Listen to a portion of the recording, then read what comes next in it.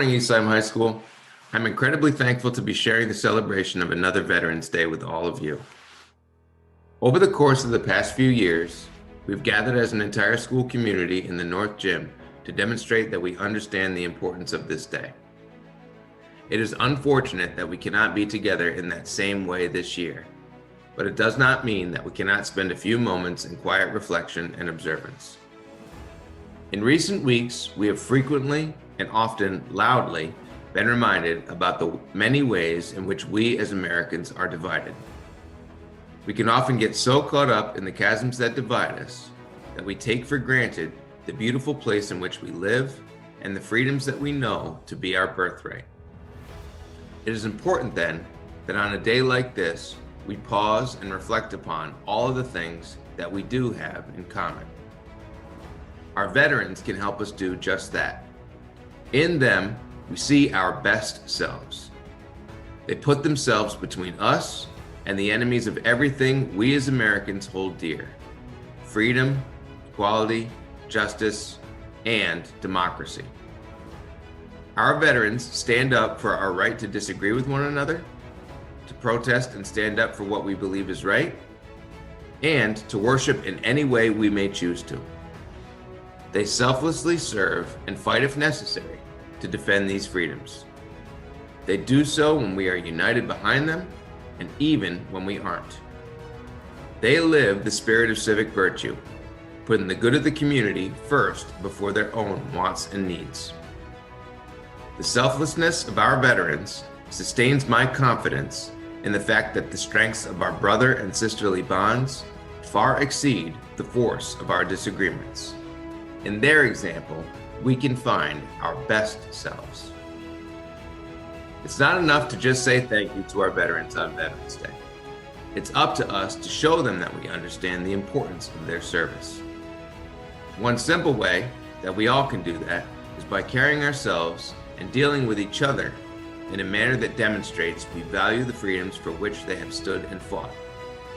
In our veterans and the example they set, find the best reflection of yourself and let that vision guide you towards a more principled and thoughtful existence.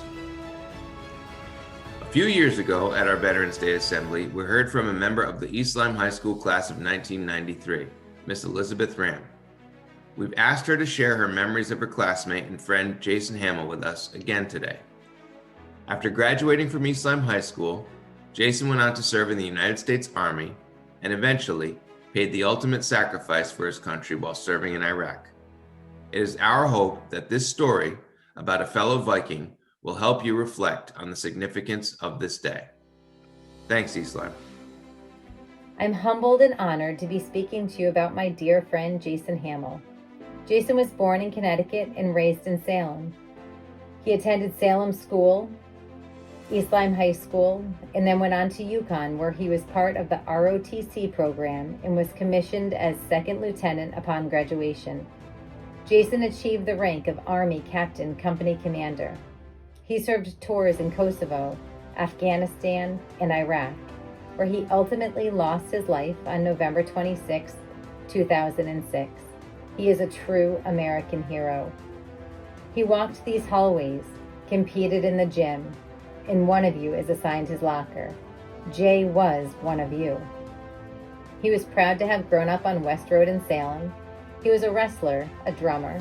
He ran track and he got good grades.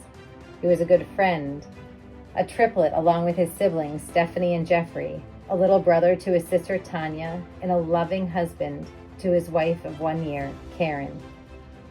He loved to have a good time and was forever a jokester. While I was in high school, I actually had the misfortune of being reminded of one of Jay's pranks every time I got in my car. My brother and Jay were very close and took all 4 tires off of a friend's car, leaving it up on blocks.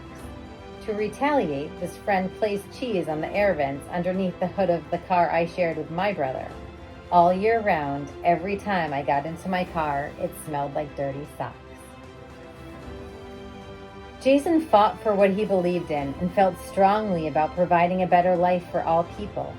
Jason understood that freedom's costs are high and are often paid for by the blood and sweat of soldiers.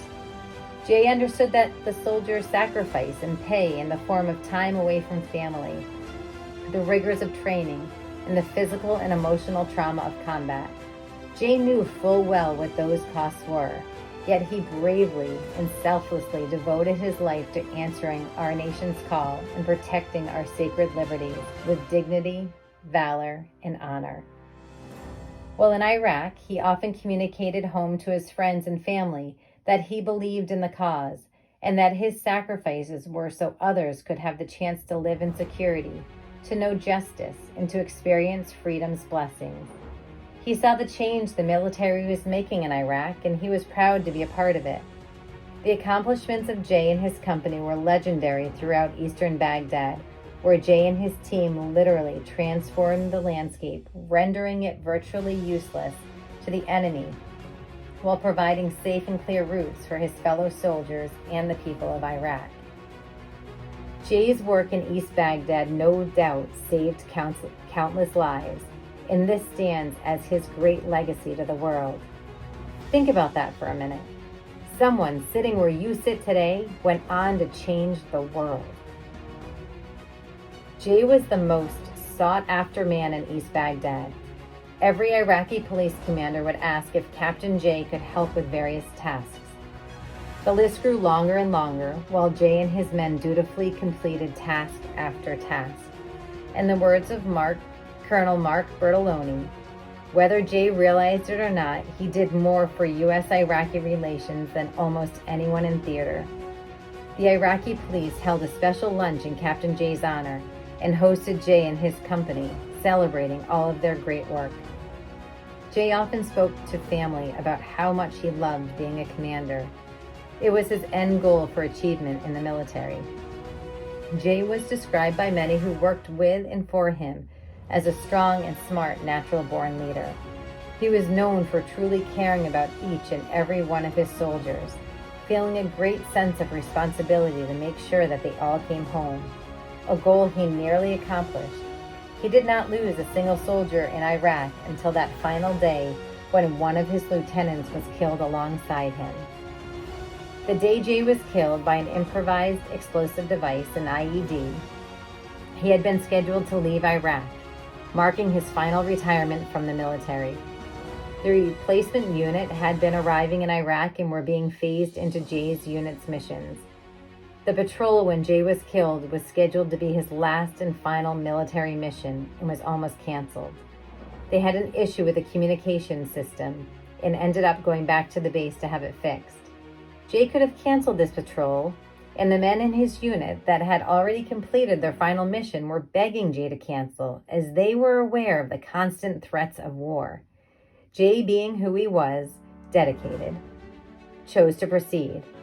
His dedication to his company, his strong belief in the cause, and his unparalleled drive led him to making the ultimate sacrifice.